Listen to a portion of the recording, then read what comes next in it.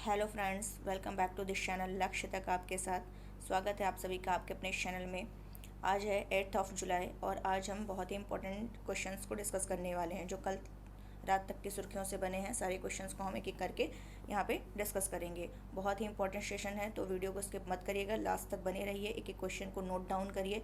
बहुत ही इंपॉर्टेंट, कुछ क्वेश्चन तो बहुत ही इंपॉर्टेंट है जो आपके सीधे सीधे पीसीएस एग्जाम में पूरी तरीके से सब क्या क्या कहते हैं छपने की संभावना है, तो प्लीज़ इसको स्किप मत करिएगा। तो चलिए सेशन को स्टार्ट करते हैं। सेशन को स्टार्ट करने से पहले जो आपकी रिस्पॉन्सिबिलिटी है वो है कि आप लाइक कर दीजिए सेशन को और दोस्तों के साथ शेयर भी कर दीजिए। बाकी जो नए व्यूअर्स हैं वो सब्सक्राइब करना बिल्कुल ना भूलें।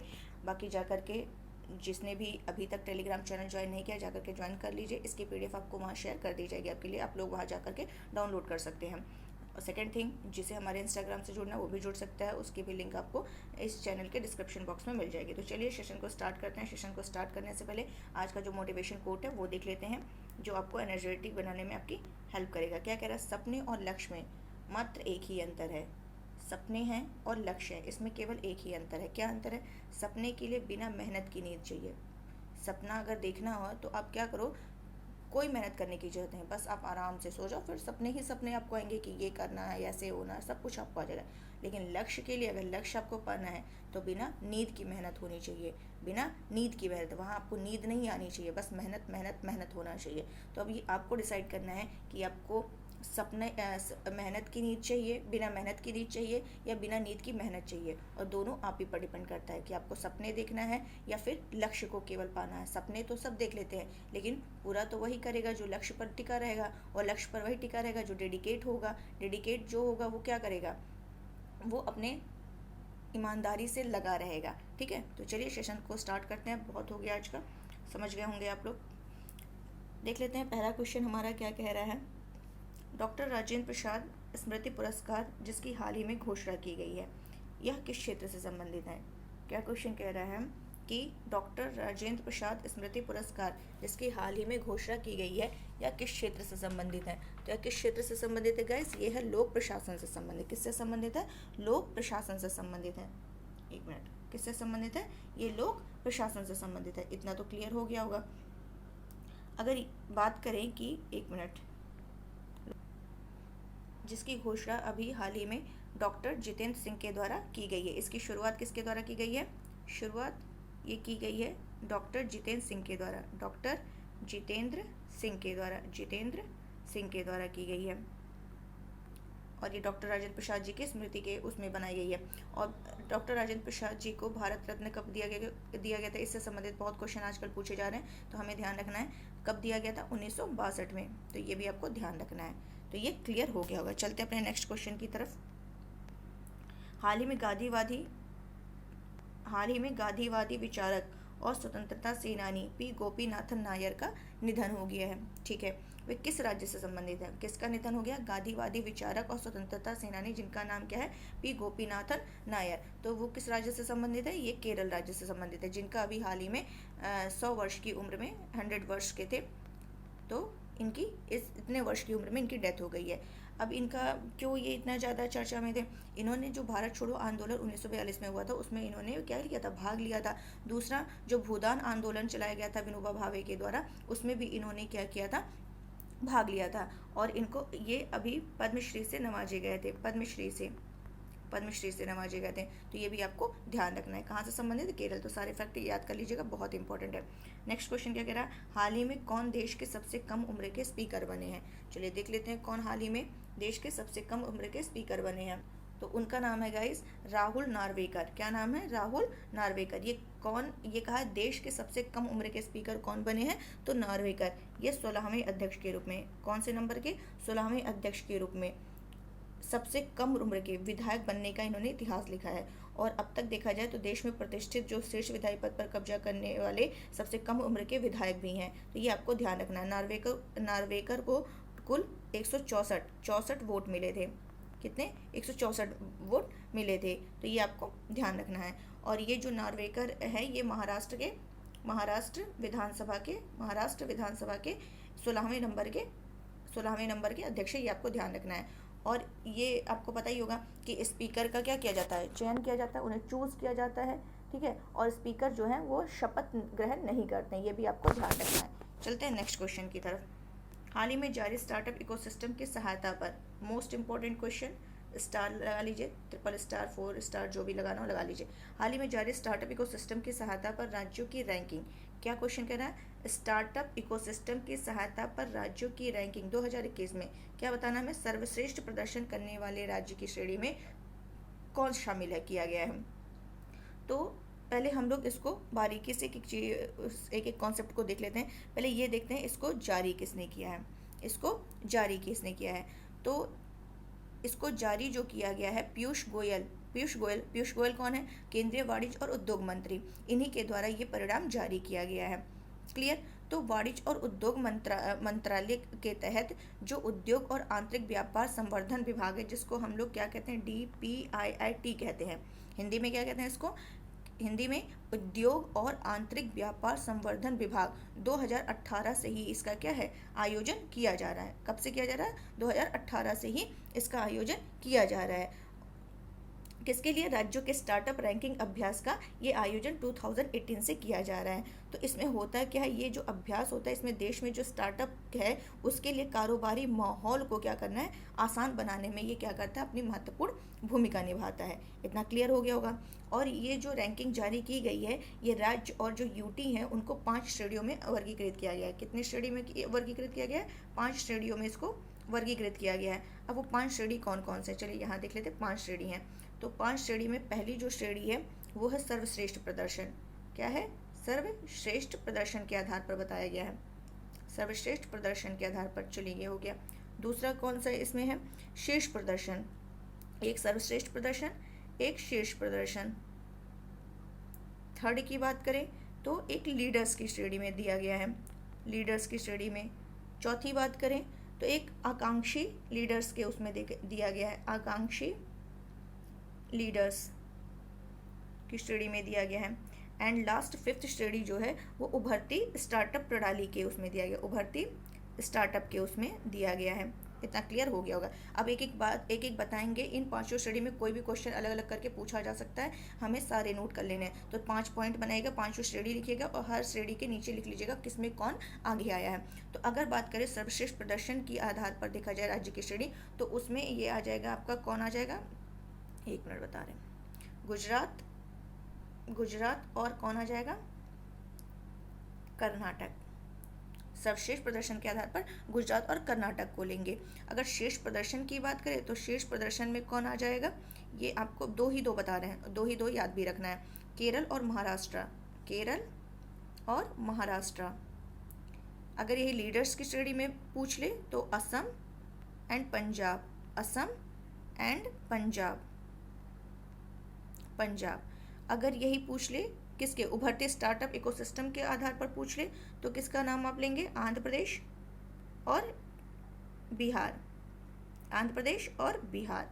अगर यही आकांक्षी लीडर्स की श्रेणी में पूछ ले, किसकी, आकांक्षी लीडर्स की श्रेणी में, तो छत्तीसगढ़ और दिल्ली, छत्तीसगढ़ और दिल्ली। तो ये बहुत अच्छे से नोट कर लीजिए। ये 100% आपको संभावना है कि क्वेश्चन आपको देखने को आने वाले एग्जाम में मिलेगा, चाहे आरओ हो या फिर नेक्स्ट आपका बीसीएस का एग्जाम हो, तो ये श्योर मिलेगा। तो चलिए ये 5 श्रेणी फिर से मैं बता रही हूँ। 5 श्रेणी कौन कौन से हैं, सर्वश्रेष्ठ प्रदर्शन, शेष प्रदर्शन। सर्वश्रेष्ठ प्रदर्शन के आधार पर देखा जाए तो नाम आएगा गुजरात और कर्नाटका का आएगा। और अगर बात करें श्रेष्ठ प्रदर्शन के आधार पर रैंकिंग किसे दी गई है, केरल और महाराष्ट्र टॉप पर हैं। आकांक्षी लीडर्स के आधार पर देखा जाए तो छत्तीसगढ़ दिल्ली है। लीडर्स के आधार पर देखा जाए तो असम पंजाब है। उभरते स्टार्टअप इकोसिस्टम के आधार पर देखा जाए तो आंध्र प्रदेश और बिहार है। आई थिंक इतना क्लियर हो गया होगा। और जो मूल्यांकन किया गया है वो 7 व्यापक क्षेत्र में सुधार के आधार पर, जिसमें 26 कार्यबिंदु शामिल हैं, इसमें ये किया गया है। उम्मीद है आपको बहुत ही अच्छे से ये क्लियर हो गया होगा, कोई ऐसा लाइन नहीं होगा जो आपको क्लियर नहीं हुआ होगा। तो चलते हैं अपने नेक्स्ट क्वेश्चन की तरफ। 5th नंबर क्वेश्चन थोड़ा सा बड़ा है, लेकिन पहले हम लोग यहाँ देख लेते हैं ये क्या पूछ रहा है, ऐसे देखते हैं। क्या कह रहा है, निम्न में से कौन सही नहीं है। ठीक है, चलिए देख लेते हैं कौन सा सही नहीं है। क्या कह रहा है, भारतीय एथलेटिक्स महासंघ, जिसको AFI, ने राष्ट्रमंडल खेल 2022 के लिए नीरज चोपड़ा की अगुवाई में भारत की 37 सदस्यीय एथलेटिक्स टीम की घोषणा की है। चलिए ठीक है, फिर से पढ़ रहे हैं। भारतीय एथलेटिक्स महासंघ ने राष्ट्रमंडल खेल 2022 के लिए नीरज चोपड़ा की अगुवाई में भारत की 37 सदस्यीय एथलेटिक्स टीम की घोषणा की है। और क्या कह रहा है, बर्मिंघम इंग्लैंड 28 जुलाई से 8 अगस्त तक राष्ट्रमंडल खेलों के वर्ष 2022 के संस्करण की मेजबानी करेगा। इसमें पूछा कौन से सही नहीं है, तो यहाँ पे दोनों स्टेटमेंट सही है, तो यानी कि दो, यहाँ पे कोई भी गलत नहीं है, तो बोथ क्या है, यहाँ पे कोई गलत नहीं, यानी क्या कर दोगे, नन आंसर, कि ना तो एक ना तो दो, दोनों यानी कि ये क्या है, सही है। चलते हैं नेक्स्ट क्वेश्चन की तरफ। यहाँ पर भी क्या क्वेश्चन पूछ रहा है, एक मिनट,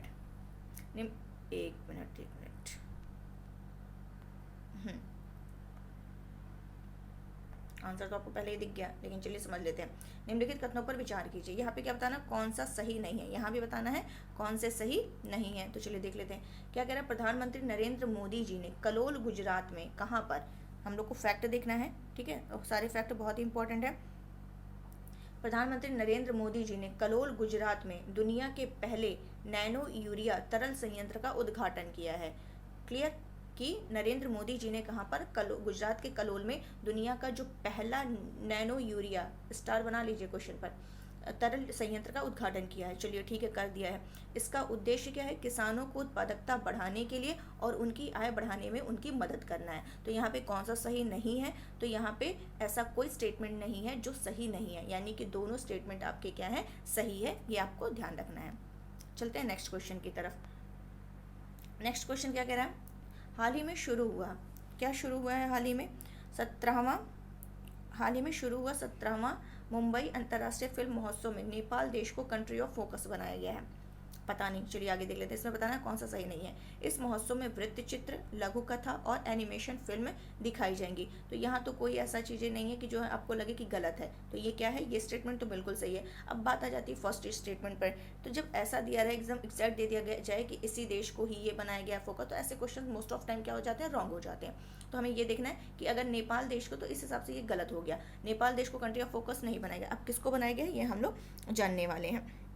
तो पहले देख लेते हैं कि 29 मई क्या हुआ, 29 मई से 4 जून तक क्या हुआ, कि 17वें नंबर का, कौन से नंबर का, ये ध्यान रखना आपको, 17वें नंबर का मुंबई अंतर्राष्ट्रीय फिल्म महोत्सव, ये कहाँ किया गया, मुंबई के नेहरू सेंटर ऑडिटोरियम में ये आयोजित की गई।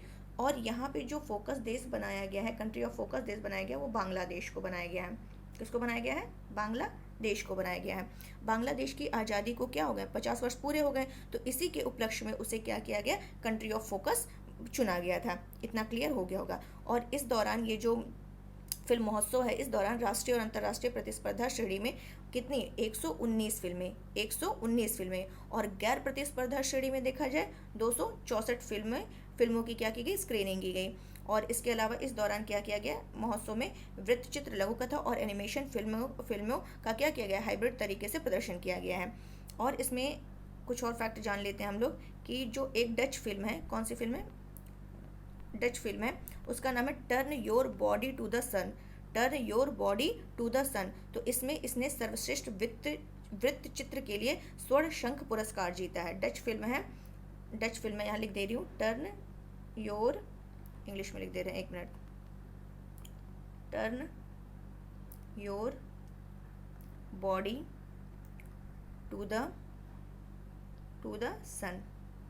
द सन, तो इसमें इसने किसके लिए जीता है, वृत्त चित्र के लिए, सर्वश्रेष्ठ वृत्त चित्र के लिए स्वर्ण शंख पुरस्कार जीता है। और एक मलयाली फिल्म है साक्षात्कारम, तो इन सबको तो बहुत ज़्यादा इंपॉर्टेंट है, बस एक पहला आप ध्यान रखिएगा, बाकी कुछ जानने की जरूरत नहीं है। बाकी ऑलरेडी आपको ये ध्यान रखना है कि ये यहाँ पर किसको फोकस देश बनाया गया। चलते हैं, तो ए ऑप्शन सही, यहाँ पे ए ऑप्शन सही नहीं था, ठीक है। चलते हैं नेक्स्ट क्वेश्चन की तरफ। हाल ही में किस राज्य सरकार ने SM कृष्णा, क्या नाम है इनका, SM कृष्णा, और दूसरे कौन है, NAR, क्या है दूसरा, NR, इसको हटा दीजिए, NR नारायण मूर्ति और प्रकाश पादुकोण को पहले कैंपगोड़ा अंतर्राष्ट्रीय पुरस्कार देने की घोषणा की गई। स्टार बना लीजिए, क्यों स्टार बना लीजिए, क्योंकि पहला पुरस्कार ऐसा है जो अभी इसी साल क्या किया गया है, शुरू किया गया है और इसे दिया गया है। तो SM कृष्णा, NR नारायण मूर्ति और प्रकाश पादुकोण को पहले कैंपगोड़ा अंतर्राष्ट्रीय पुरस्कार देने की घोषणा किस राज्य सरकार ने की है, तो कर्नाटक राज्य सरकार के द्वारा की गई है। ये तीनों जो है कर्नाटक के ही है, कर्नाटक, जिसमें ये जो SM कृष्णा है, कर्नाटक के क्या है, पूर्व CM रह चुके हैं, पूर्व CM, क्लियर। और ये जो प्रकाश पादुकोण है ये पूर्व बैडमिंटन खिलाड़ी हैं, और नारायण मूर्ति जो है ये इन्फोसिस के संस्थापक और आईटी उद्योग के दिग्गज हैं। तो इन लोगों ने क्या है कर्नाटक के उसमें बहुत ही ज़्यादा योगदान दिया है, इसीलिए इनको इस साल किया गया है, इसी वर्ष से पुरस्कार देने की घोषणा की गई कर्नाटक राज्य सरकार के द्वारा। इसमें क्या 5 लाख का नगद दिया जाता, कैश दिया जाता और एक पट्टिका पुरस्कार के रूप में दी जाती है। इतना आपको क्लियर हो गया होगा। चलते हैं नेक्स्ट क्वेश्चन की तरफ। तो फटाफट सेशन को शेयर कर दीजिए और लाइक तो बनता ही है, लाइक कर दीजिए, क्योंकि बहुत मेहनत लगती है भैया आप लोगों के लिए इतना मेहनत करने में, तो थोड़ा तो आप सपोर्ट कर ही सकते हैं एक लाइक करके और शेयर करके।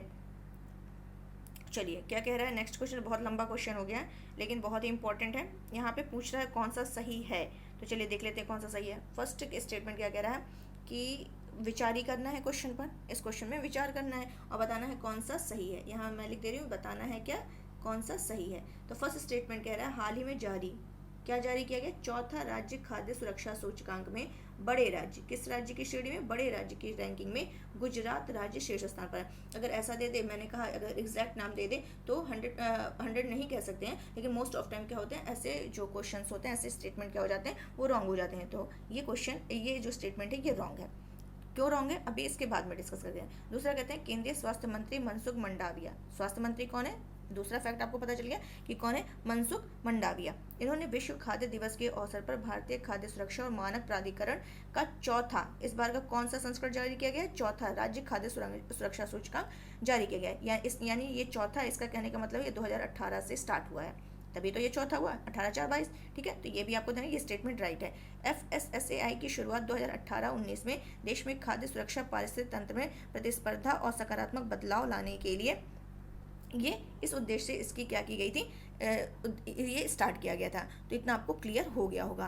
तो इस खाद्य सुरक्षा के 5 महत्वपूर्ण मापदंड पर क्या किया गया है, कितने मापदंड पर, 5 महत्वपूर्ण मापदंडों पर, महत्वपूर्ण ऐसे लिखते हैं, वर्तनी शुद्धि भी बता दे रहे हैं आपको। देखिए ये आरओ में ज़्यादातर पूछता है तो ऐसे होता है, ता और ता में आधा ये क्योंकि महत्व है, तो ये ध्यान रखिएगा।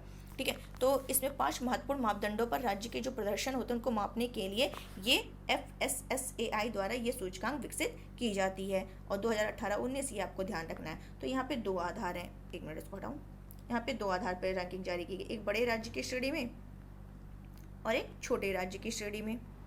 तो बड़े राज्य की श्रेणी में जो है, छोटे राज्य की श्रेणी में, बड़े राज्य की श्रेणी में तमिलनाडु टॉप पर है, और यहाँ क्या दिया था, गुजरात। तो इसलिए स्टेटमेंट गलत हो गया था, क्योंकि यहाँ होना क्या चाहिए था, तमिलनाडु होना चाहिए था।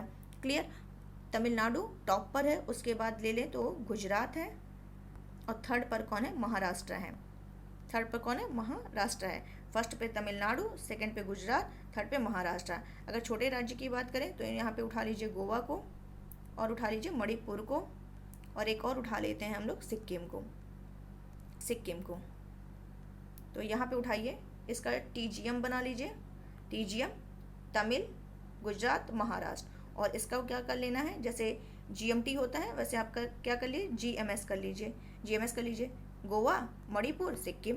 क्लियर है, TGM GMS।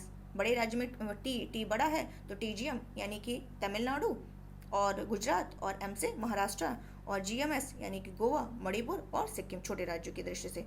तो आपके ये फर्स्ट कोई स्टेटमेंट रॉन्ग है, सेकंड एंड थर्ड राइट है। तो आपको क्लियर हो गया होगा। चलते हैं नेक्स्ट क्वेश्चन की तरफ, एंड लास्ट क्वेश्चन है आज का। क्या कह रहा है, एक मिनट, जुलाई 2022 को केंद्रीय स्टैचू गृह मंत्री अमित शाह ने कहाँ पर स्वामी रामानुजाचार्य की प्रतिमा स्टैचू ऑफ पीस का अनावरण किया है। क्या कह रहा है क्वेश्चन, फिर से इस क्वेश्चन को पढ़ते हैं, इंपॉर्टेंट क्वेश्चन है। क्या क्वेश्चन है, जुलाई 2022 को केंद्रीय स्टैचू गृह मंत्री अमित शाह ने कहाँ पर स्वामी रामानुजाचार्य, अब रामानुजाचार्य आया तो आपके माइंड में क्वेश्चन आया होगा कि रामानुजाचार्य की अभी स्टैचू ऑफ इक्वलिटी के नाम से हैदराबाद में इसका क्या किया गया था, अनावरण किया गया था। तो फिर स्वामी रामानुजाचार्य की ही क्या किया, प्रतिमा स्टैचू ऑफ पीस का अनावरण किया गया है। किसका, स्टैचू ऑफ पीस। अब स्टैचू ऑफ पीस के नाम से भी एक मतलब प्रतिमा है, वो कहाँ स्थित है, तो एक जो स्थित है स्टैचू ऑफ पीस वो है राजस्थान के पाली में है। कहाँ पर है, राजस्थान के पाली में सिचुएटेड है।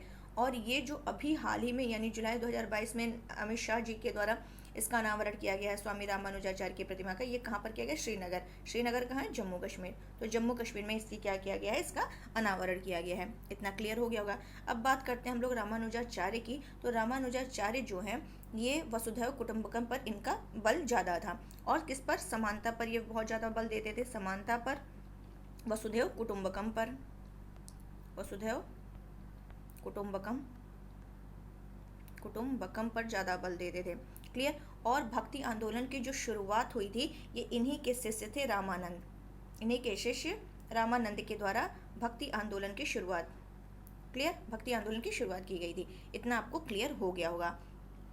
अब अगर जैसा कि अभी मैंने बता दिया कि स्टैचू ऑफ इक्वलिटी भी संत रामानुजाचार्य की है, जो कि हैदराबाद तेलंगाना में इसका आधारशिला रखी गई थी। और 5 फरवरी 2022 को मोदी जी ने इसका अनावरण किया गया था। और कितनी की जो वहाँ की कितनी फीट ऊंची थी? 216 फीट थी। 216 फीट ऊंची थी ये संत रामानुजाचार्य की। तो ये भी आपको ध्यान रखना है। और ये ऑलरेडी एक था स्टैचू ऑफ पीस जो राजस्थान के पाली में है, और अभी जो हाल ही में अनावरण किया गया गृह मंत्री अमित शाह के द्वारा वो श्रीनगर जम्मू कश्मीर में। अब यहाँ पे जम्मू कश्मीर का नाम आ ही गया है, श्रीनगर का जम्मू कश्मीर का नाम आ गया है। तो जम्मू कश्मीर में जो परिसीमन के लिए आयोग का गठन हुआ था उनका क्या नाम था? किसकी अध्यक्षता में होता? तो रंजना देसाई के उसमें क्या हुआ था? परिसीमन आयोग का गठन हुआ था। ये भी ध्यान रखिएगा, इंपॉर्टेंट क्वेश्चन है। और दूसरा, यहाँ पे जम्मू कश्मीर में जो विधानसभा सीट तय की गई है वो कितनी? 90 विधानसभा सीट। तो ये भी आपको ध्यान रखना है। तो चलिए आज का फैक्ट ये है कि ब्रिटेन के बोरिस जॉनसन, हाल ही में क्या हुआ है, जो ब्रिटेन के बोरिस जॉनसन ने प्रधानमंत्री पद से और ऋषि सुनक ने वित्त मंत्री पद के पद से इस्तीफा दिए जाने की घोषणा की है। पहले अभी कल की ये न्यूज़ है। इन्होंने तो ये ऋषि सुनक ने कल इस्तीफा दिया और बोरिस जॉनसन ने आज इस्तीफा दिया। तो ये आपको ध्यान रखना है। तो जो ब्रिटेन के वित्त मंत्री ऋषि सुनक ने क्या किया? बोरिस जॉनसन सरकार से इस्तीफा दे दिया। उनके अलावा एक जो हेल्थ सेक्रेटरी थे साजिद जाविद, उन्होंने भी अपने पद से इस्तीफा दे दिया। इसमें जो ऋषि सुनक थे उन्होंने क्या किया? ब्रिटेन के प्रधानमंत्री मतलब उन्होंने उनके मतलब ये जो इन्होंने इन पर मतलब बहुत सारा इन्होंने सुनक ने इनका जो क्या नाम है इनका, एक मिनट, हाँ सुनक, जो ऋषि सुनक हैं, ऋषि सुनक, ठीक है। तो ये जो यहाँ के ब्रिटेन के प्रधानमंत्री इन्होंने क्या किया था? जो लॉकडाउन लगा दिया और खुद शराब पार्टी करने में व्यस्त होने लगे। तो इनकी खूब बहुत ज़्यादा आलोचना हो रही है तभी से बोरिस जॉनसन की, और उनके इस्तीफे की मांग की जा रही थी। और अब ये उस चर्चा में है कि ऋषि सुनक हो सकते हैं ब्रिटेन के अगले प्रधानमंत्री बन जाएं अगर ये बोरिस जॉनसन इस्तीफा दे दें तो ये किया जा रहा था। तो इनके मतलब ब्रिटेन के प्रधानमंत्री ने भी क्या किया? इन्होंने भी अपने पद से इस्तीफा दे दिया। क्यों? क्योंकि इनकी जो मंत्री है 41 मंत्रियों की ने बगावत कर दी। और ये लोग, ये जो इनकी पार्टी की सरकार है उसका नाम जरा नोट कर लीजिएगा, इंपॉर्टेंट है, कंजरवेटिव पार्टी की सरकार। तो ये कंजरवेटिव पार्टी में गिर गए। तो 2 दिन से ये 40 से ज़्यादा इनके जो मंत्री लोग हैं उन्होंने इस्तीफा दिया, और इसके बाद इन पर भी दबाव पड़ने लगा। तो ये भी दबाव के उसमें आकर के चक्कर में इन्होंने भी क्या किया? अपना इस्तीफे की घोषणा कर दिया गया। और नया जो चुनाव होगा वो किस पर आधारित होगा? सीक्रेट बैलेट पर आधारित होगा। तो उम्मीद है बस इनकी पार्टी का नाम याद रखिए, कंजरवेटिव पार्टी। और ये लोगों ने क्या किया? इस्तीफा दे दिया। हो सकता है कि अब ये अगले जो प्रधानमंत्री हों ऋषि सुनक में, तो ये आपको क्लियर हो गया होगा। तो चलिए कल का हम लोग रिवीजन करते हैं, फटाफट देख लेते हैं हमारे लिए क्या क्या आप लोगों को कितना याद होगा। हाल ही में जारी NFSA के लिए राज्य रैंकिंग सूचकांक 2022 सामान्य श्रेणी के राज्यों में किस राज्य को शीर्ष स्थान पर रखा गया? ओडिशा। दूसरा क्या है? चर्चा में रहा अग्रदूत भारत में प्रकाशित होने वाला किस भाषा का समाचार पत्र है? असमिया का है। 16 से 17 जून को आसियान देशों के विदेश मंत्रियों की बैठक की मेजबानी भारत का कौन सा देश मतलब ये बैठक की मेजबानी कौन सा देश करेगा? भारत करेगा। संयुक्त राष्ट्र महासागर सम्मेलन 2022 का आयोजन हाल ही में कहाँ किया गया? लिस्बन में किया गया। लिस्बन पुर्तगाल की राजधानी। भारत का सबसे बड़ा तेल आपूर्तिकर्ता देश कौन सा बन गया? इराक बन गया है। ये भी आपको ध्यान रखना है। इराक, रशिया, सऊदी अरब। क्लियर हो गया होगा। जानी मानी शख्सियत तरुण मजूमदार का हाल ही में निधन हो गया। और ये किस क्षेत्र से संबंधित है? फिल्म निर्देशक हैं, बांग्ला फिल्म निर्देशक। कल ही मैंने बताया था। चर्चा में रहा वरुआ माइट क्या है? एक परजीवी है। और निम्न कथनों पर विचार कीजिए। भारत देश ने वर्ष 2028 में, तो यहाँ पे क्यों गलत था? क्योंकि भारत तो है नहीं इसमें। चीन जो है वो 2028 में अंतरिक्ष में एक सौर ऊर्जा संयंत्र शुरू करने की योजना प्रस्तुत की है, और यह माइक्रोवेव या लेजर में इसको बदल देगा। तो पहला स्टेटमेंट गलत था। किसे दक्षिण सूडान में यूएन मिशन का नया सैन्य कमांडर नियुक्त किया गया? तो मोहन सुब्रमण्यम को। नेक्स्ट क्वेश्चन है, हाल ही में, इसमें क्या बताना था, विचार करना है। हाल ही में नमूना पंजीकरण प्रणाली द्वारा जारी आंकड़ों के अनुसार 15 से 19 के दौरान जन्म के समय भारत की जीवन प्रत्याशा 72.8 हो गई। ये तो कल मैंने बताया था, ये गलत है, 69.7 है, इसलिए फर्स्ट स्टेप में गलत हो जाएगा। जन्म के समय जीवन प्रत्याशा और 1 वर्ष या 5 वर्ष में जीवन प्रत्याशा के बीच का जो अंतर होगा उसमें मध्य प्रदेश और यूपी जैसे राज्य में सबसे अधिक है। तो ये स्टेटमेंट राइट है। ए गलत है, बी सही है। क्या पूछा, सही है तो बी सही है। क्लियर? तो चलिए, उम्मीद है आपको क्वेश्चन समझ आया होगा। बाकी मैंने मैप दे दिया, मैप आप लोग देख लीजिएगा और आप लोग लाइक कर दीजिएगा। बाकी शेयर करना भी आप ही का काम है। और जो नए व्यूवर्स होंगे प्लीज़ सब्सक्राइब करना बिल्कुल मत भूलें, ज़्यादा से ज़्यादा शेयर करते रहिए। तो आज के लिए बस इतना ही, कल फिर मिलते हैं हम। कल भी आपकी इंपॉर्टेंट सेशन ही होगा। और हाँ, संडे को हम लोग क्या करने वाले हैं, टेस्ट सीरीज सॉल्व करने वाले हैं। क्लियर? और उसमें करीब 30+ क्वेश्चन होंगे, बहुत इंपॉर्टेंट सिलेक्टिव क्वेश्चन होंगे, हिस्ट्री, पॉलिटी, जियोग्राफी, या तो मिक्स देखेंगे जैसा भी समय होगा, या तो मिक्स करवा देंगे या फिर अलग अलग करवा देंगे। लेकिन बहुत इंपॉर्टेंट होने वाला सेशन, और उसको ज़रूर देखिएगा। सारा देखिए, सारा इंपॉर्टेंट है, बस थोड़ा सा टाइम निकाल करके, नहीं बहुत स्लो मोशन में मत देखिए, फास्ट मोड में लगा करके आप लोग देख लीजिए। और जितना देखेंगे उतना ही आप लोग की, क्योंकि अभी समय है, अभी आप लोग के पास समय है, अभी से मेहनत कर लेंगे तो नेक्स्ट टाइम में क्या हो जाएगा, आपका जो आपकी लक्ष्य है वो आपके हाथ में होगा। ठीक है? तो चलिए, आज के लिए बस इतना ही, बहुत हो गया लेक्चर आज का। तो कल फिर मिलते हैं और थैंक यू सो मच।